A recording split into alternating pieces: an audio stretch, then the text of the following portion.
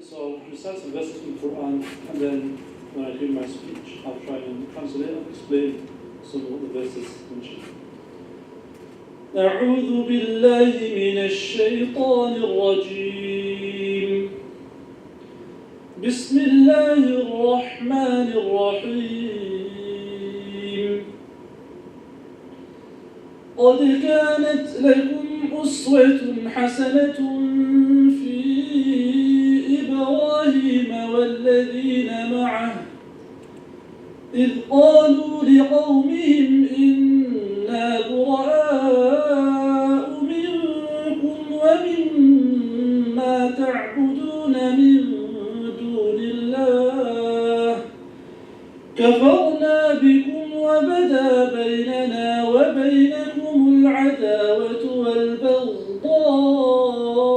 أبدا حتى تؤمنوا بالله وحده إلا قول إبراهيم لأبيه لأستغفرن لك وما أملك لك من الله من شيء ربنا عليك توكلنا وإليك أنبنا وإليك المصير ربنا لا تجعلنا فتنة للذين كفروا واغفر لنا ربنا إنك أنت العزيز الحكيم لقد كان لكم فيهم أسوة حسنة لمن كان يرجو الله واليوم الآخر ومن يتول فإن الله هو الغني الحميد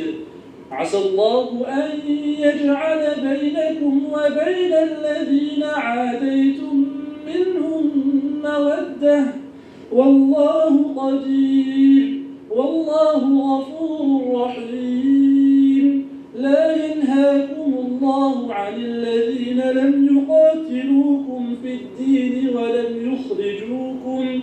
ولم يخرجوكم من دياركم أن تبروهم وتقسطوا إليهم إن الله يحب المقسطين.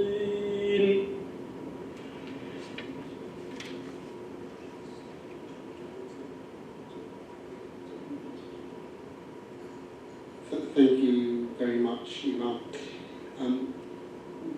You can do your talk now, yeah? And then, thank you. It's meant to be the other speaker, but he's taken those involved at the hospital. So, Bismillah ar-Rahman ar-Rahim. I begin in the name of God, the most beneficent and most merciful. So, I was given the talk titled Islam and Hate, which I thought was a bit of oxymoron. Islam and hate. A bit of oxymoron because as Muslims we would believe that within Islam there's very little scope for hatred and for hate in general. However, I'll try my best to maybe talk about the opposite, Islam and love, and combating hate and how we can deal with hate which we seem to see arising within the community. So you may have noticed in the verse I recited, the name Ibrahim was mentioned. But Ibrahim is an Arabic word, Arabic name for Abraham, which of course is the Prophet Abraham, which we believe is kind of the father of all modern religions. So anyhow, the verses mention kind of how Abraham or Ibrahim dealt with those who do not follow his way and do not correspond to his teachings and to his religion. And thereafter then God also gives guidelines to Muslims how they should coexist and live with those who do not particularly follow Islam or any religion in general. So for example, Prophet Ibrahim, he said to those who kind of do not follow his way, his religion, that I absolve myself from your acts of worship and who you worship. I mean, I have not taught you this, what you do in terms of your worship. I absolve myself from that. However, in terms of living, I will still pray for you for your guidance, and I'll still exist peacefully with you. So thereafter God also tells us as believers that those who live amongst you and around you, and you live amongst and around, the ones who do not try and fight you, the ones who do not try and expel you from your houses, the ones who do not show animosity towards your religion, you are commanded to be good with them, be just with them, and treat them with fairness and kindness. And certainly God loves those who are just and kind to everyone. So that is, as Muslims, how we view our stance wherever we are in the world. That no matter who is amongst us, around us, we always aim to be good to everyone. And that brings me to the hadith. So hadith is a saying of the Prophet Muhammad, peace be upon him. He mentioned, I'll say Arabic first, for those who understand Arabic, and I'll translate to English. So he mentions, لا تكونوا إمعة. The Prophet peace be upon him mentions that do not be a people who do not have a free will of their own. And he explains that إن أحسن الناس أحسننا, that they say, if people do good to us, we will do good to them. وإن ظلموا ظلمنا, and if they do wrong, we will wrong them also. So he says, do not be these type of people who are kind of, as you may call, sheeple, right? They just follow what everyone does. They do good to us, we reciprocate with goodness. They're unjust to us, we'll be unjust back to them. And then he mentions, وَلَكِنْ وَطِّنُوا أَنفُسَكُمْ, however, make yourself like a nation, meaning that in أحسن الناس, that if people do good, then we do good to them. And if they do wrong, we will not overstep and transgress the limits. And even if they do wrong, we will not retaliate with evil. We will take, as the Quran mentions, خُذِ الْعَفْوِ, that take forgiveness and overlooking. وَأْمُرْ بِالْعُرْفِ, and command goodness, and those who are ignorant, object and turn away from them. Meaning do not confront and do not even give time to those who are there to waste their time and ignorant. Because I feel, now coming to the hatred part, what gives rise to hate in any community, and for whatever reason a person may hate, is generally ignorance. Generally ignorance, I find, is the stem and the root cause of hatred, no matter who is directed towards. Whether it's towards someone because they're an immigrant, or someone because they follow a certain political party, or someone because they follow a certain religion, it's always due to ignorance and not understanding what they truly believe that leads to hatred. And within Islam, this is in a hadith, again, the Prophet sayings, he mentions that this is pride, right? Because what is pride? He mentions that pride is not wanting to acknowledge and chase after the truth. You know, you're just set in your own way, you're happy with what you believe in, you do not wish to burden yourself with the responsibility of engaging and trying to understand what others may believe and what they may think. Because many times we have open days in the mosque, for example, and someone comes in and they'll speak with us and explain, okay, this is why we pray, or this is what we believe about this is what we believe about women, for example, which is a huge controversial topic, or they try to make it. And when you speak with them, explain that, okay, this verse that you hear so commonly means this, or there's a context behind it, they leave thinking, oh, well, we're quite similar. In terms of we're humans, you're humans, we have certain beliefs which differ from ours, but there's not much differences in the way we live our lives. And they end up leaving thinking, actually, you know what I've heard and what I've grown up thinking and kind of experiencing around me, if I actually took this moment maybe 20 years ago to visit a mosque or speak with someone, I'd have realized there's not much differences. So I feel with the rise in what they might term as hate crimes or Islamophobic attacks, or whatever they may title it, I feel as a community we have a responsibility to educate and share that actually, you know what, if you took even 5 to 10 minutes to try and understand what they're about or what any group may be about, there's not much behind it which is fueling your hatred. So I guess my message to all of us today as kind of community leaders is we need to try and engage more with the public in spreading the message of, no matter which faith or which political party it is, about spreading the message and trying to educate the people and the masses about the differences. So the differences don't remain in their minds as such huge differences which fuel hatred and attacks, but rather they realize it as just a difference of opinion, and we can live together in harmony as we are commanded to do as Muslims. And for those of us who are Muslims, and not, we should take the advice of Prophet peace be upon him when he mentions that when someone wrongs you, I do not retaliate with unjustness. I do not retaliate by stepping over the boundaries, but rather retaliate with forgiveness where appropriate and advice where appropriate also. So I hope my speech makes sense and I've stuck to the time limit. And thank you all for listening.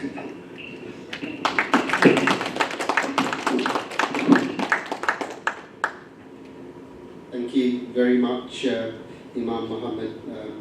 Inspiring words. Next got up Officer Richard Calder. Right, thanks all for coming. Obviously we're from Scotland.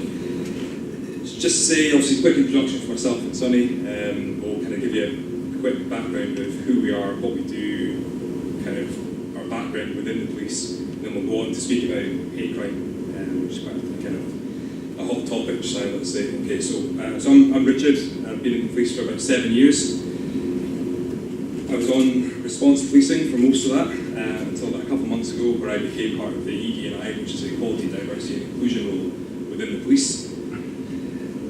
As part of that, we engage with a lot of communities. I've thoroughly enjoyed my couple of months so far on it, and yeah, hopefully a long time to come. Hi everyone, I'm PC Sunisa Ellison, or known as Sunny. It's easier to pronounce. And I've been in police for about 8 years.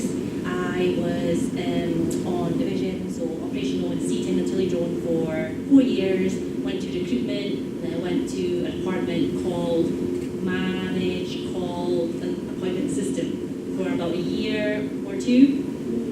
Can't do my maths. And then now I'm here. I'm in the Equality, Diversity and Inclusion Department with Richard, and we do a lot of engaging with the community, and we're out here trying to educate everyone about hate crime today. And we're going to go and show you a quick video of the ACC talking about hate crimes. Oh no, I think we lost internet connection. But basically, the video is just explaining that hate crime isn't just about the act itself. It's about the impact it has on individual and the communities, and it can leave people feeling a bit isolated, fearful and unsafe in places where they feel they should feel welcome. So yeah, so that's what the video was all about. So the next slide, let's just go on to the next slide and speak about that. Okay, so what is hate crime? Hate crime, I can't turn around because my mic is here. Hate crime is any crime which is perceived by the victim or any other person as being motivated, wholly or partly, by malice and or ill will towards a social group. So you can see in this photograph here the different examples of hate crime. So hate crime is a criminal offence motivated by hate or prejudice.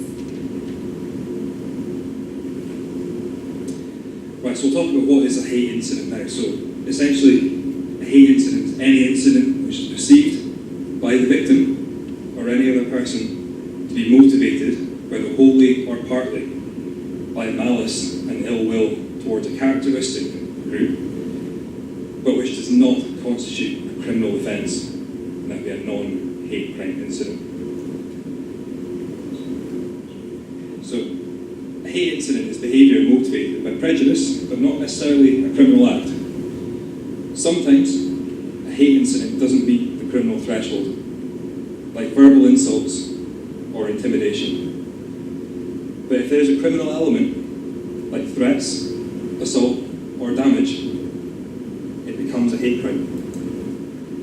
Both should be recorded and taken seriously, as they can escalate.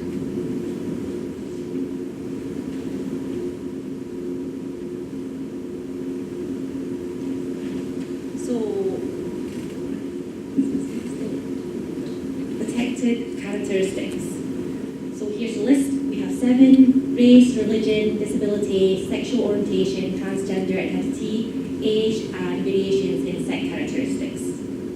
So hate crime isn't about the intent of the offender, it's about the perception of the victim. Perception being what's on the list here. So the victim or the witness as well. So Scotland recognises several protected characteristics, including newer ones like the 6 and the 7, the age and the variation in sex characteristics. The goal is to protect people from being targeted for who they are.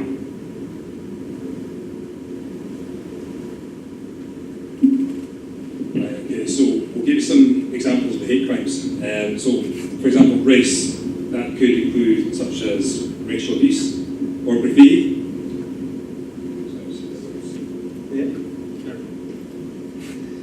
Religion, that would be threats against a place of worship. Disability, that would be harassment or online abuse. Sexual orientation, that would be homophobic assault or slurs. Transgender identity, which could include threatening behaviour or outing someone without consent. Age, which is abuse or intimidation linked to someone's age. And variations in sex characteristics, which could include mockery or discrimination against intersex individuals. These examples show how hate crimes can appear in everyday situations. In person, online, through vandalism. Recognising the signs ensures we can record and respond appropriately.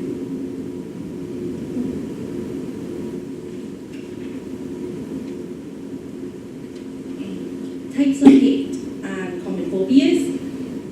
Racism. So racism, prejudice or hostility based on the race or ethnicity. Islamophobia or anti-Semitism, I always get this word wrong. So against a religion or a belief. And then homophobia is against a sexual orientation. Transphobia is against transgender identity. Ableism or disabilism is targeting someone with a disability. And ageism is against older or younger people. And interphobia is against people with variations in sex characteristics. So these phobias reflect fear or hostility towards certain groups. They are more than just words, they can cause real harm. Awareness of these terms helps officers recognize when an incident may be hate motivated.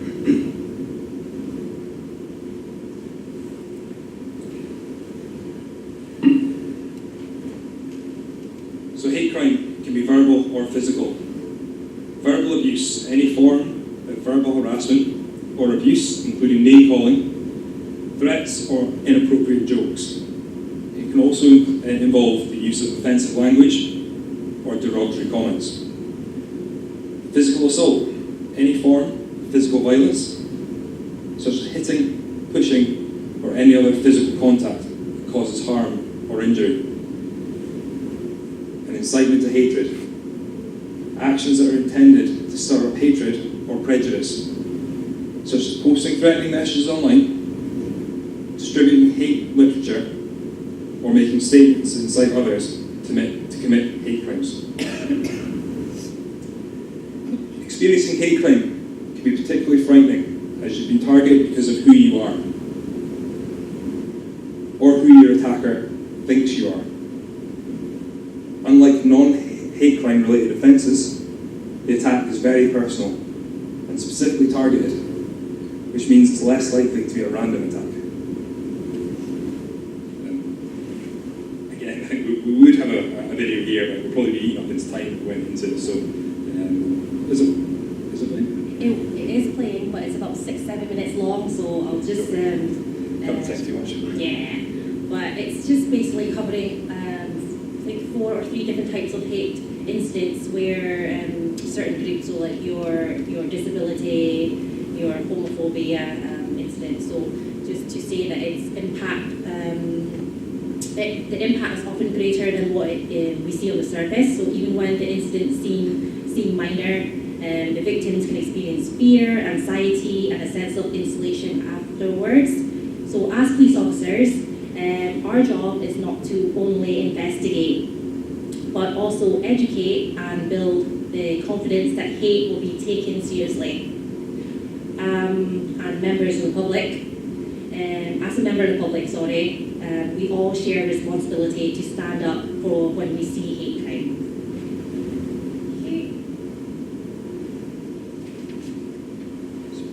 So we'll kind of cover now about how you go about reporting hate crime.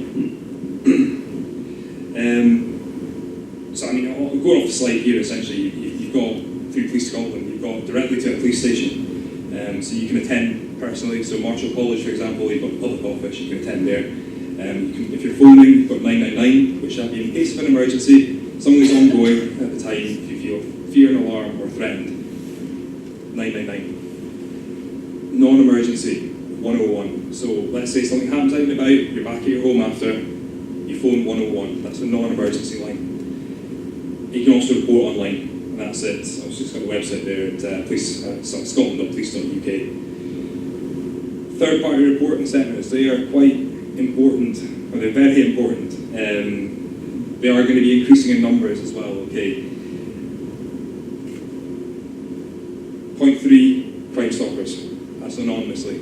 Okay, so you can report any crime anonymously without having to give any details yourself. You can phone in if you want to as well on Crime Stoppers, okay. So there are multiple ways to report hate crime. Victims and witnesses can choose whichever method feels safest.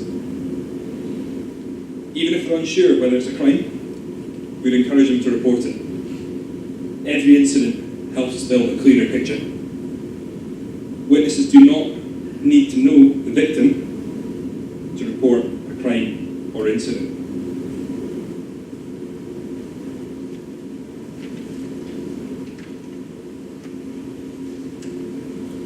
So what happens after reporting? The police record the report, assessment and investigation begin, victim support is offered, then information helps identify hate crime trends. So every report is logged and assessed carefully. Victims receive support, and then the information collected helps to target prevention and community reassurance efforts. So like Richard mentioned earlier, you don't need to know the victim, so like the protest that's going on at the hotels, if you hear that someone's being hateful towards the asylum seeker at the hotel, you don't need to know who that is. You witness the crime, you can report it. So tackling hate crime is everyone's responsibility, whether we witness it, hear about it, or and we must act on it. Every report helps prevent further harm and builds public confidence in policing.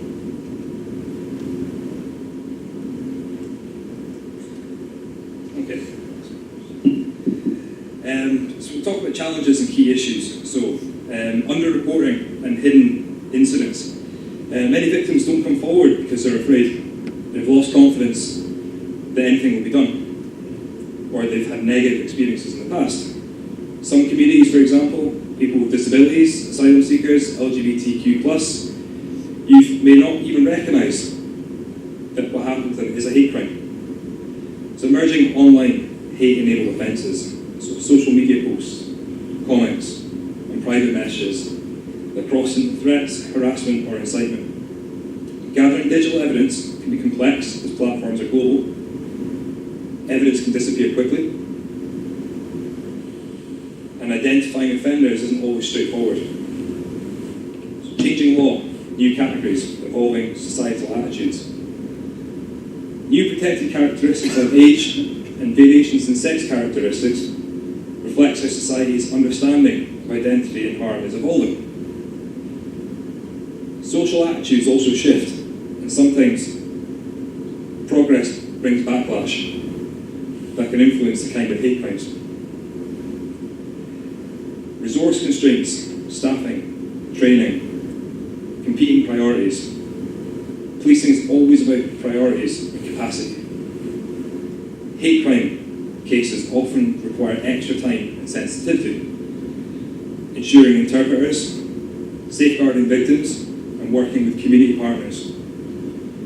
We're investing in ongoing training for frontline officers to help them recognise bias, motivation, and respond with empathy. And building and maintaining trust. If people don't trust us, they won't report. We have to show that we take hate crime seriously. that every report will be treated with respect and professionalism, regardless of background or belief. And we do that through visibility in communities, consistency in our actions, and working with local organisations who already have that trust.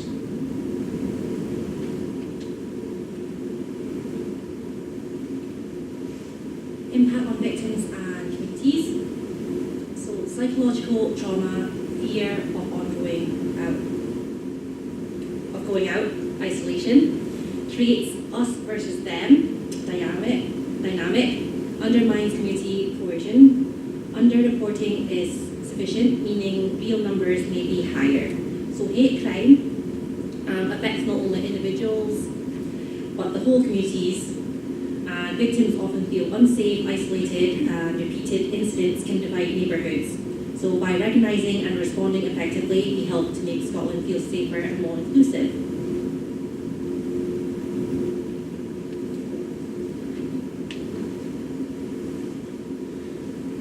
So prevention and partnership, education and awareness, so that's schools, workplace, community groups, working with third sector organisations, which would be local diversity groups, patrols and targeted policing, early intervention, intention rise, such as sports events, protests, building community trust so victims feel safe to report. Essentially, we rely on community partnership. Policing alone isn't sufficient.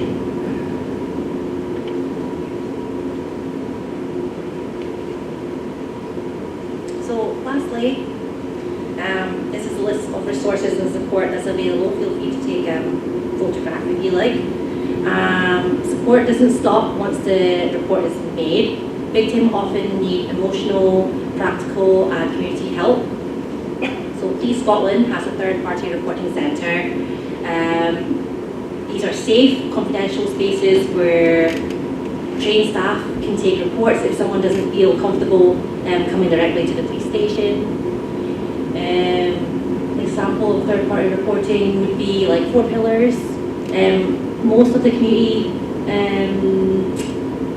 centres are third-party reporting. You just go up to the reception and ask if they would be willing to take a report for hate crime. And if they are, you can report it through them and then they'll report it back to us. Victim Support Scotland is the main partner for aftercare. So they provide emotional support, court preparation, and practical help like safety, planning, referrals. So if hate crime involves specific communities, for example, the faith-based, racial, disability, LGBTQ, there are tailored organisations that are ready to assist. And remember, if you see or experience hate, don't stay silent. Reporting helps protect our others and send a clear message that hate has no home in Scotland. So if anyone has any questions, we can answer them just now when we need this slide open for you. Okay? Thank you. There we go. Hate has no home in our community, so let's report, intervene, support, and build inclusive spaces. Thank you.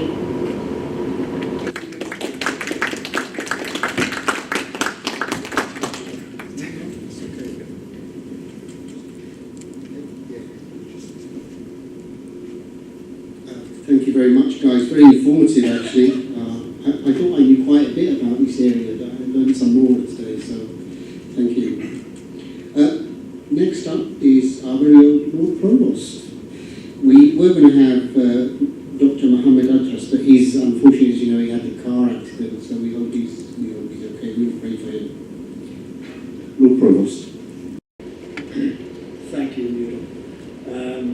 Having listened to the first two speakers, I can ignore part of what I prepared, which is good, and maybe refer back to them. I'll be honest, I hadn't appreciated that Islamophobia Awareness Month has been in the go since 2012. And that the event initially has paved the way for what is now a globally recognised campaign, which is wonderful.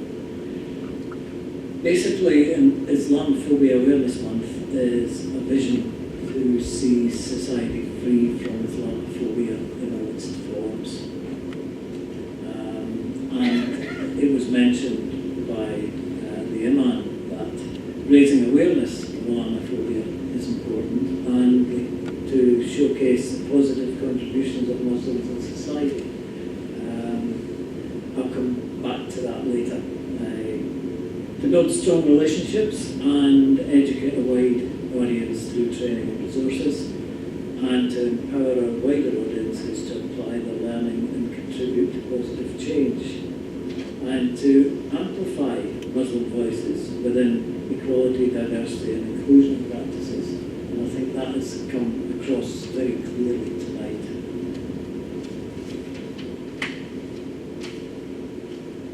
Sadly, Islamophobia seems to be escalating across the country, and it's visible not only in rising hostility but in disturbing acts of violence. Recently we've seen the far-right riots and arson attacks in mosques. I personally find that so reprehensible that it should even exist in the first place. And worryingly, the Home Office figures from year ending March 2025 show that Muslims were targeted in 44% of all religiously motivated hate crimes recorded by police. These figures could be UK, but they may be more likely to be England and Wales. But sadly, I'm not sure that Police Scotland will find figures much different from that.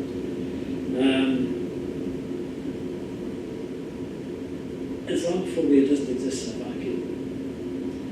Harmful stereotypes, misinformation, and it's not just Islamophobia that comes from misinformation. There's a lot of that going on at the moment. Social media doesn't help. People can put things in social media, and generally speaking, it doesn't matter how outrageous, how racist, how much against the 7 characteristics that Sonny had up in the slide. Nothing happens to them. You can get journalists putting things on social media, and they put a banner at the front that says opinion. That's their opinion. But that information is out there, and that information is being taken on by the general public, and that's where a lot of trouble comes from. Sensationalizing portrayals of Muslims in politics. I'm just going to say a very little bit about my background in politics. I joined a political party for the first time in my life at the age of 65. I did that for a reason, and I'll come to that in a moment. But the reason I didn't do it before that was throughout my career, whether it was what I was working at, whether it was voluntary things I was doing, I was very heavily involved with my professional body. A lot of the time I had to deal with politicians. And the politicians could be of any political colour. Because that changed. You get an election, and now you're dealing with a minister that is from a totally different political party from the one I was dealing with last week. And so I made a conscious decision, probably something to do with the way I was brought up, that I wouldn't be involved with politics overtly. Why did I join a political party? Well, for those of you who don't know, I'm in the SNP. And I joined because I wanted to have an independent Scotland. Not because I saw the film Braveheart, but because I genuinely believe that an independent Scotland could be better. So I joined the party in order to campaign for independence in late 2011, so it was leading up to the independence referendum in 2014. I had no intention of becoming a politician. And I went to a meeting and I sat down beside a councillor that I knew, because my previous, not so much full-time job, but previous big job before I joined the political party, I was the chairman of NHS candidate for 2 terms. And so I knew these politicians because I met them at various social events. And I went to an independence rally in the new cinema in Union Square, sat down beside one of the SNP politicians, and he asked me if I was finished with my job with NHS Gramble. And I said, yeah, a couple of months left, and then that's me finished. And he said, oh, we'll have to get you in the council. Now, that frightened me, I have to admit. And I felt kind of obliged to then stand after they'd done that, thinking I had no chance of getting in. And I talked to Paul in the ward that I was standing in. So I became a politician. And in that 5 years, I think it'd be fair to say that and it's still the case, I don't particularly enjoy the politics, but I do enjoy being able to help people. And so by helping people in my ward in the first 5 years I was there, I persuaded myself I'd like to do it again. And I'm going to be totally honest with you why I stood for a third time at the age of over 70. Okay? It was probably the first 2 terms I was in opposition, and it was a possibility that we just might get into power, and if we did, that I would be that group's pick for Lord Provost. So I stood for a third time. And my wife is with me tonight because she's not very well. She was persuaded to stand as a Labour candidate in 2022, and she talked to Paul in her ward. And she doesn't like the idea of being a politician either, but she does do exactly what we should be doing for our communities, and that's the really important thing. So I've got a few colleagues in politics who are Muslims, plural. We are totally different political parties. I would like to think that we have a very good personal relationship. Nuro's a group leader. If you watch any of the meetings when I'm trying to control them, you will think you just do not get on with Councillor Malik. Nothing could be further from the truth when you come out of that environment. Councillor Malik and I have a very good relationship away from politics. And some of the SNP senior politicians are Muslims. I've got a good relationship with them. And the 2 or 3 times I've met Mr. Sarwar, I've got a good relationship with him as well. So it's you can take the two and separate them. I think what's important, the Imam really emphasised this for me. If somebody does bad to you, it is not all right to do bad to them. And if I could just use a little example of that, because I've got way off the script now, on something Police Scotland were saying. They had these organisations in your last slide that you can turn to if you want a little bit of help. Earlier in the year, I had a meeting with a member of the trans community at their request. We spent an hour and a half in this meeting, and I listened to the issues. It was after the government decision about what toilet facilities trans people could use. And I saw the issues from her point of view, and said that I would do what I could do to raise the profile of this issue. At the end of this meeting, she was there with her friend, and she said, "I'm here for an hour and a half. Is it okay if I use the toilet?" Yeah, I'll use the toilet. Little did I know that that individual was then going to go into the ladies' toilets, take lots of photographs in the ladies' toilets, and a big banner.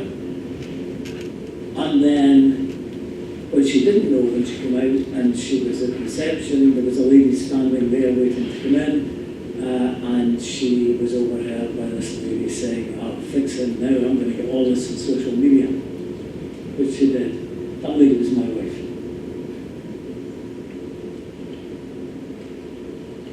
What I subsequently did was reach out to 4 Pillars. And I had a meeting with DJ from 4 Pillars and explained to him why, and I had hundreds of really nasty emails. They're all archived. I didn't read them all. Every time another one came in, I got my PA to put them into an archive. My meeting with DJ, when we ended it, I promised to recognise Transgender Day, Remembrance Day. So last week, on the 20th of November, I had Marshall College lit up in trans colours. She was really, really nasty to me, made life very difficult for me in a particular way. That was not any reason for me to take that out on trans people, and I didn't. I'm not looking for thanks for doing this, I'm just trying to explain that what the Imam was saying was so good. If there are false assumptions, they can't go unchallenged.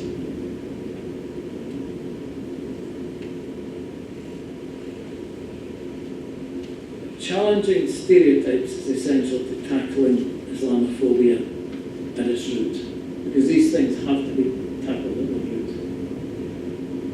When we highlight the contributions, compassion, creativity and leadership of Muslims across the UK, we replace fear with familiarity and suspicion with understanding. And I believe that not just with Muslims, but with Hindus, with Buddhists, with whatever, and people who have no religion or no faith whatsoever.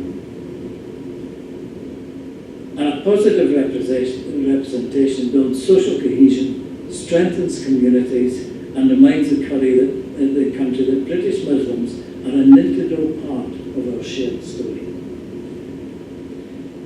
Islamophobia is what we're really speaking about tonight, but Christian sectarianism is just as bad. And I'm you're from Glasgow. I come from Glasgow. I know it doesn't sound like it. I was 15 when I was trying to kick and screaming to Aberdeen. But I've been here for 64 years, so I think I must like it. But I was obviously in an environment where sectarianism was rife. I was brought up in the Church of Scotland. The only Roman Catholic people I knew were a neighbour, if they happened to be Roman Catholic, people that I went to the Scouts with, because my Boy Scout group was not associated with any church or any religion in particular. And when I started running seriously, the people that I met at my athletic club, who could have been in any religion. You mentioned anti-Semitism, yeah, anti-Buddhism. I like to think, and I've certainly made it a little bit of my mission over the last 3.5 years. Aberdeen is multicultural, it's multiracial, but much more important than any of that, it's inclusive. You will not be able to, this sounds like a challenge, it's not a challenge, honestly. You will not be able to find an area in Aberdeen that is specifically a group of people living together, and reasonably large group of people who are specifically from one religion or from one belief. We're integrated across the city, and I'm very proud to be the Lord God as the first citizen of a city that works that way. Thank you very much.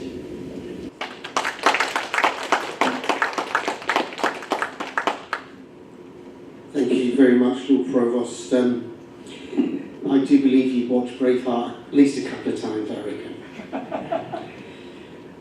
But you are looking very good for being over 70, I must say.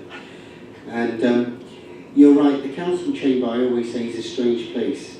It's more theatrics than actual politics, and it's just about disagreeing with the other person. Someone could say water is wet, and the other side would say, no, surely it's damp. I think you're absolutely right. So, one of the Labour councillors, when I joined the chamber, was Len Ironside, who was Labour. And I stood in the same ward as Len. We were colleagues in the same ward. And before my first council meeting, Len said, "It's pantomime, don't worry about it." Yeah. Absolutely. It is pantomime, and I'd say it's worse in other countries than it is here. Thank you very much, though, and it's inspiring talk. I'd like to move on to our keynote speaker today. He's driven up from Glasgow. Omar Afzal, thank you very much. بسم الله الرحمن الرحيم الحمد لله رب العالمين والصلاة والسلام على أشرف الأنبياء والمرسلين سيدنا محمد وعلى آله وأصحابه أجمعين. I begin, as is proper to begin, by praising Allah the Almighty, saying peace and abundant blessings upon Allah's beloved, our Master, the Prophet Muhammad, and upon his household and his companions. Before I get into my speech, I'd first of all like to say my best wishes to your wife, Lord Provost, for a speedy recovery, and also for our guests who unfortunately were caught up in an accident earlier today as well. We pray for their swift recovery, and hopefully they'll get home safe and sound. When I was thinking about what to talk about today, and Councillor Will saying through the schedule, I noticed that I was kind of towards the end of the last speaker. You get to this kind of point where you think, well, how many speeches do I need to write here? Because what I'm going to say is probably going to be covered by the others who are speaking earlier. So I thought I'd maybe do something a bit different, which is I want you all to ponder a question. And that question is, how do Scottish Muslims, as Muslims, project themselves into the future? So if you're a Muslim, how do you see yourself as a Muslim in 10 years' time? How do you see the community in 20 years or 50 years' time? And as people of other faith traditions or of no faith, your Muslim friends, colleagues, neighbours, the person who serves you in the coffee shop, the student from abroad who's a Muslim, how do you think they see themselves as Scottish Muslims, and how do they see themselves, project themselves into the future? Because that's a question that speaks to a number of different realities. It speaks to history, it speaks to the identity of Muslims today, and it taps into our dreams, our hopes, and our aspirations as a community here in Scotland. And it also taps into not just us as individuals, but actually our identity as a community and what that means for us in the future. And it's not merely as citizens or as Scots who happen to be Muslims, but as Muslims whose faith, heritage and values meet with our sense of Scottishness. And that doesn't matter whether you're born here or whether you're somebody who's migrated here, whether you're of a Gaelic or a Germanic background and you've been here for centuries, or whether you're completely new to the country and maybe you're one of those people who we call New Scots, somebody who's very recently began to call Scotland your home. Because that question of how we project ourselves into the future is at the heart of everything that we're discussing here today. Because the ability for Scottish Muslims to be able to imagine a future confidently, safely, and unapologetically as Muslims is the clearest barometer for Islamophobia in Scotland today. And if Islamophobia narrows that possibility that's available to Muslims, then it is the responsibility of every single one of us, whether it's as ordinary citizens, whether it's as Muslims or not as Muslims, as councillors, as the first citizen, as the police, to make sure we expand those horizons and ensure that the opportunities that are available to all of us are available to Muslims as well.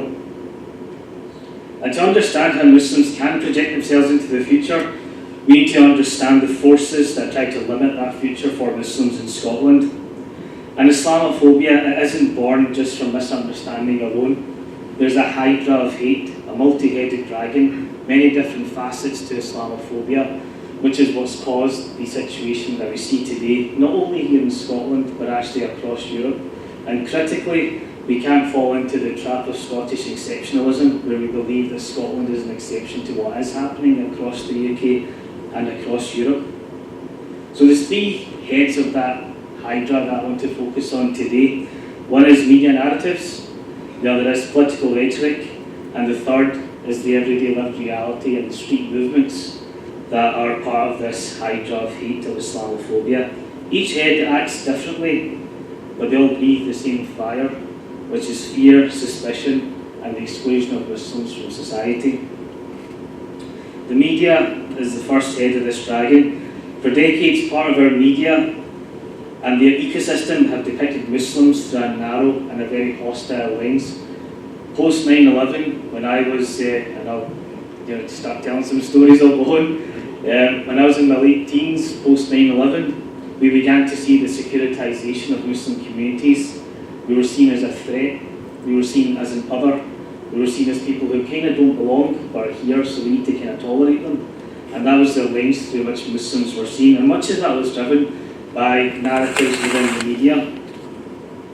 And when you have these kinds of headlines that reduce Muslims to security problems, to cultural outsiders or perpetual newcomers, as opposed to people who have a place here in Scotland, then something insidious happens, and that is that Muslims, their future becomes smaller.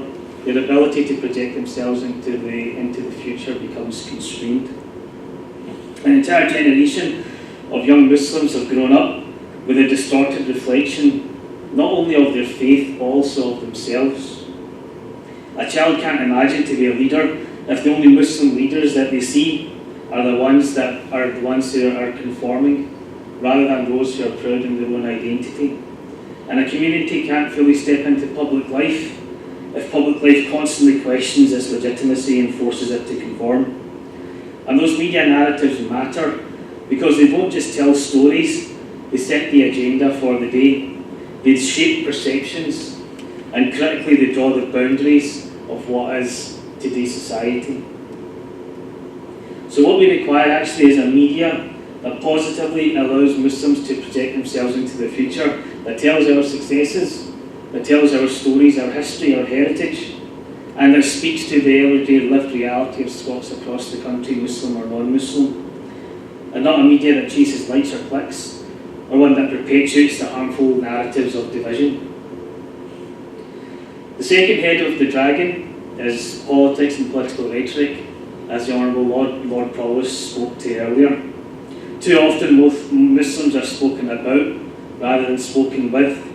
Islam is invoked as a cultural obstacle, a security concern, or a political bargaining chip, rather than part of the identity of the Muslim community here in Scotland. Harmful policies like Prevent, however well intentioned, have at times cast a light shadow of suspicion across the entire community.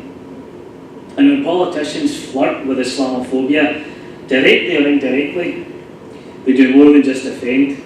They close doors on communities, they narrow opportunities for Muslims, and they restrict the space in which Scottish Muslims can imagine themselves not only as Scots today, but also in the future as part and parcel of the story of this country.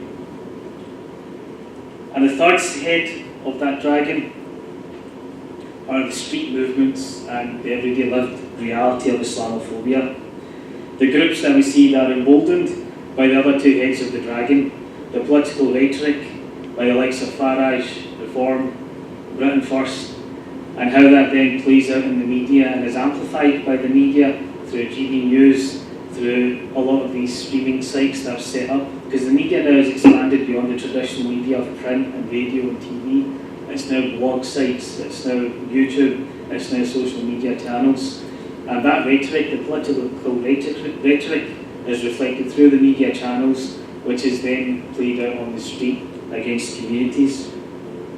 And these groups gather, and what's emboldened them is anti-Muslim hatred and Islamophobia. Back when I was growing up, and in those days it was the BNP, and it was very anti-racist. The anti-racists were a group of pinstriped men in the back of a smoky pub somewhere speaking into a really bad karaoke machine, spreading their news, spreading their hatred. But that's changed now, and those groups now have become broader. They're young, they're media savvy, and their message has a wider reach. And that reach then means that it hears more people than it would ever have done in the past. And through social media then, and through the silos that are created by algorithms, people then keep getting the same messages repeated and repeated, which hammers home some of these harmful narratives. They try to instill fear in those who dare to live visibly as Muslims. For example, a woman in headscarf, or a child walking to madrasa, or an elder attending Friday prayers. The presence of such movements send a chilling message. The protests, the anti-Muslim rhetoric, simply that you don't belong.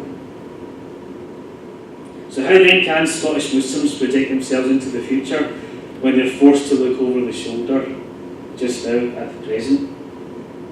And to actually truly understand these forces that are at work through that hydra, we've got to look at what has now been called the Islamophobia industrial complex.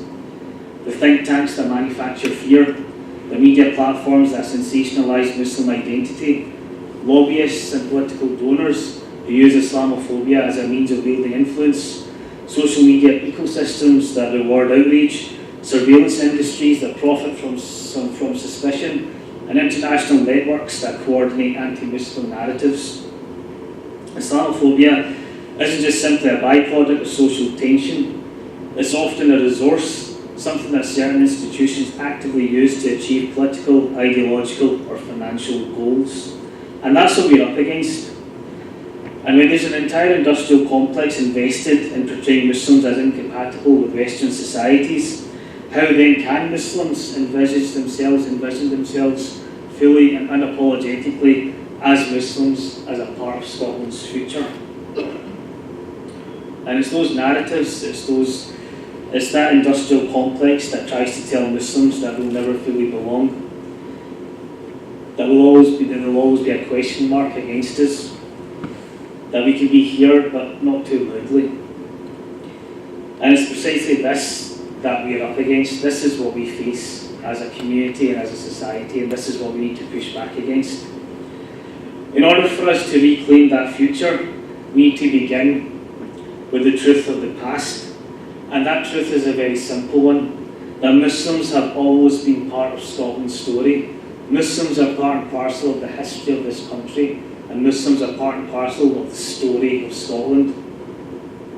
And we've been here, we didn't just turn up in the 50s and start opening kebab shops and turning your newsagents into convenience stores and whatnot.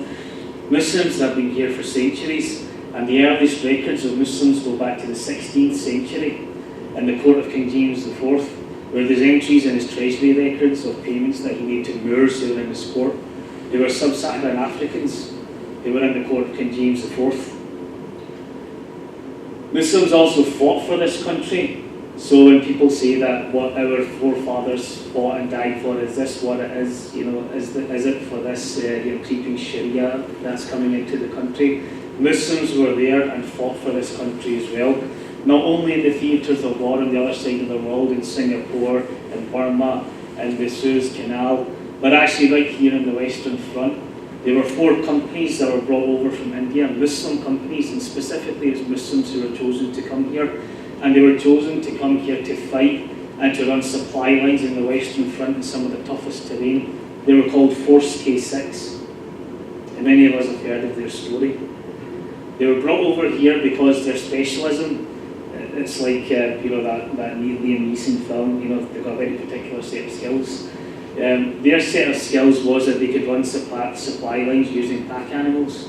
So where vehicles failed, these guys, under enemy fire and through the toughest terrain in the Western Front, ran the supply lines for the armies. If you ever watched the film Dunkirk, Oscar nominated or Oscar winning, I believe, you'd think it's an all-European affair. But some of those Indian soldiers, the Muslims who fought on the Western Front, came back to the UK via the Dunkirk evacuations. And and some of them were sent up to Scotland. In Kennedy and Dornoch, the graves of Muslim soldiers who were part of Force K6, they were sent up to Scotland to plan an attack on airfields in Norway, and some of them didn't make it home and they passed away here in Scotland. So our connection to those Muslims who fought for this country in the Western Front is strong, and that's what we need to remember. We fought for this country, we helped to liberate this country, and our forebears, our ancestors, helped to rebuild this country in the aftermath of the war as well. That's our legacy and our history here, and don't let anybody tell you otherwise. We belong here, we fought for this country, and we're part and parcel of the story of this country. Lord Provost, you mentioned sectarianism, and I don't like drawing the line between sectarianism and sport, but Rangers and Celtic, the two great forces of football here in Scotland, both had Muslim footballers playing for them in the 1930s. An Indian right winger played for Rangers, played for Celtic, and an Egyptian goalkeeper played for Rangers. And they weren't the earliest Muslim footballers in Scotland either. And any other sector you can think of, whether it's health, whether it's business, whether it's politics, you will find Muslims not only in those sectors, but historically they have led those sectors as well. And there's so much more that I could go into, which would probably take up not just my 15 minutes, which is probably overran, but actually this entire evening. We'll have you up for another one. Okay, I'll take you up on that. So whether it's sailors and traders in the late 1800s, whether it's Turks who visited Scotland in the 15th century, whether it's the Moors from the time of King James IV, we're not guests or newcomers. We're not here taking resources and a drain on society. Muslims are part and parcel of the history of this country. We're founders of modern Scotland. And don't ever forget that. We're founders of the society that we enjoy today. And history is essential because belonging is part of what gives us our identity. And within our identity is these two aspects, which is Islam, our religion and way of life. And also I'm coming to the So in conclusion, in contemporary Scotland, you'll find Muslims in every sector, not just in those sectors, just part of the sectors, but actively leading those sectors. You'll find us in NHS, in education, business, technology, law, public service, creative arts, sports, civil leadership, charity and community work. You'll find us enriching the food culture here in Scotland with the chicken tikka masala. You'll find us in the public square, the intellectual landscape, and in the social fabric of the country. So to ask whether Muslims belong in Scotland or to question their place in Scottish society is to do an injustice to Scotland itself. So my final message then, for all those in the room, is for you to draw strength from a legacy of contribution and a legacy of service to Scotland that we have as Scottish Muslims. And step into Scotland's future, not being told that you're guests or that you don't belong, but as people who are part of the story of this country. Because the future of Scotland actually needs Scottish Muslims. It needs our creativity, it needs our leadership, it needs our compassion, it needs our courage, and it needs our faith and all that it teaches us to be as Muslims in this land. And within the story of Scotland, we're not just part of the story, we're co-authors in some of its greatest chapters. Thank you.